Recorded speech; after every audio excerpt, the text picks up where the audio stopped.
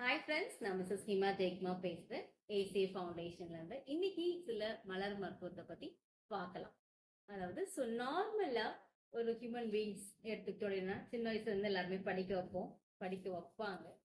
12th வரைக்கும் படிக்கிறது, அதுக்கப்புறம் காலேஜ் படிக்கிறது, இது எல்லாமே நார்மலாக இருக்கும். பட் ஒரு ஏஜுக்கு அப்புறம் என்னோட பேஷன் என்ன அப்படின்னு சொல்லி நம்ம ஒரு விஷயத்துல யோசிக்க ஆரம்பிப்போம். நான் எதுல திறமையா இருக்கேன் அப்படின்னு சொல்லி தெரியாம கன்ஃபியூஷன்ல இருக்கும். அந்த மாதிரி நேரத்துல நீங்க வைல்ட் அவுட் அப்படின்ற மலர் மருந்தை நீங்க எடுத்துக்கிட்டீங்க அப்படின்னு சொன்னா உங்களுக்குள்ள இருக்கக்கூடிய பேஷனை அது உங்களுக்கு தெரியப்படும். அதே மாதிரி அந்த பேஷனை நீங்க ப்ரொஃபஷனலா நீங்க ஆக்குறீங்க. ப்ரொஃபஷனலா எடுத்துட்டு நீங்க பண்றீங்க, ஒரு பிசினஸ் நீங்க பண்றீங்க. அந்த பிசினஸ்ல ஒரு நல்ல ஐடியாஸ் கிடைக்கிறதுக்கு, நிறைய கிரியேட்டிவ் தாட்ஸ் வர்றதுக்காக you can take white chestnut அப்படின்னு சொல்லுவாங்க. அந்த மலர் மருந்தை நீங்க எடுத்துக்கலாம்.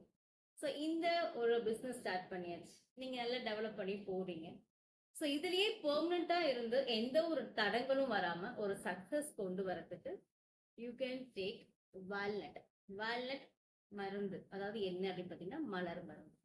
இதை நீங்க மூணும் நீங்க எடுக்கும் போது என்ன ஆகும் அப்படின்னு சொன்னா உங்களோட தனி திறமை என்னன்றதை நீங்க தெரிஞ்சுக்க ஆரம்பிப்பீங்க. அந்த தனி திறமையை வச்சு அதை உங்க ப்ரொஃபஷனலாவும் நீங்க கொண்டு வருவீங்க.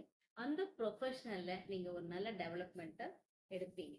இப்போ நான் சொன்ன விஷயம் உங்களுக்கு புரிஞ்சிருக்கும்னு நினைக்கிறேன். இதுல உங்களுக்கு ஏதாவது கொஸ்டின்ஸ் இருக்கு அப்படின்னு சொன்னா கமெண்ட்ஸ்ல. ஓகே, நன்றி.